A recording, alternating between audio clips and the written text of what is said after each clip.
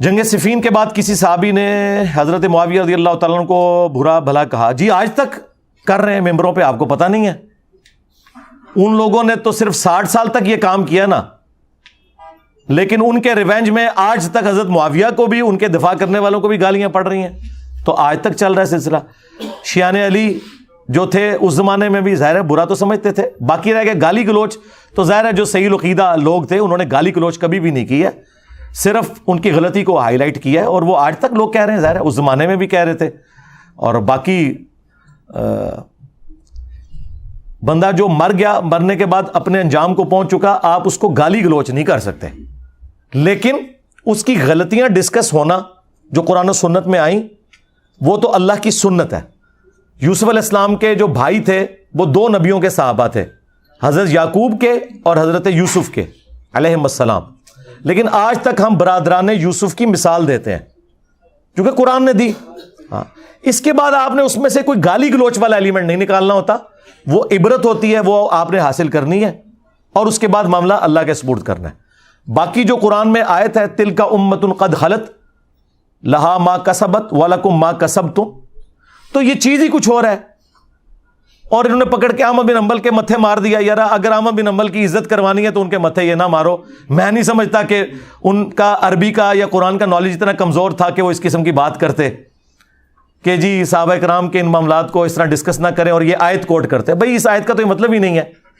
یہ ہے لہا ما کسبت ولکم ما کسبتم. وہ اسرائیلی کہتے تھے یہودی کہ ہم تو چوزن پیپل آف لارڈ ہیں, ہمیں نہیں پوچھا جائے گا, ہمارے آباء و اجداد نے اتنی نیکیاں کر دی ہیں کہ ان کے اعمال ہمیں بھی کافی ہو جائیں گے. آج تک کرسچن کہتے ہیں کہ جیزس کرائسٹ جو ہے نعوذ باللہ سولی چڑھ کے ہمارے گناہوں کا کفارہ بن گئے. تو اس کا پورا کانٹیکسٹ دیکھیں. یعقوب علیہ السلام کی موت کا ذکر ہے, اس وقت ان کے اپنے بیٹوں کو نصیحت کرنے کا ذکر ہے. یہ پہلے سپارے کا آخری صفحہ بنتا ہے سورۃ البقرہ میں. اللہ نے ان نیک بندوں کی وہ صفات گنوا کے اینڈ پہ فرمایا ہے تلک امۃ قد خلت. وہ تو ایک بڑی اچھی ایک امت تھی, وہ گزر چکی. لہا ما کسبت ولکم ما کسبتم. انہوں نے جو نیکیاں کمائی تھی وہ ان کے لیے ہیں, تمہیں ان کی نیکیاں کافی نہیں ہوں گی. تم سے یہ پوچھا جائے گا تم نے کیا نیکیاں کی. اس کا یہ مطلب نہیں تھا کہ جو برے کام ان لوگوں نے کیے تم سے نہیں پوچھا جائے گا کہ تم نے ان کو ڈسکس کیا یا نہیں کیا, تم سے تمہارے برے کاموں کا پوچھا جائے گا. یہ بات نہیں ہو رہی تھی, ورنہ تو ہوتا علیہا مکتسبت وعلیکم ما کسبتم. یہ الفاظ ہوتے, یہ الفاظ ہی نہیں ہیں.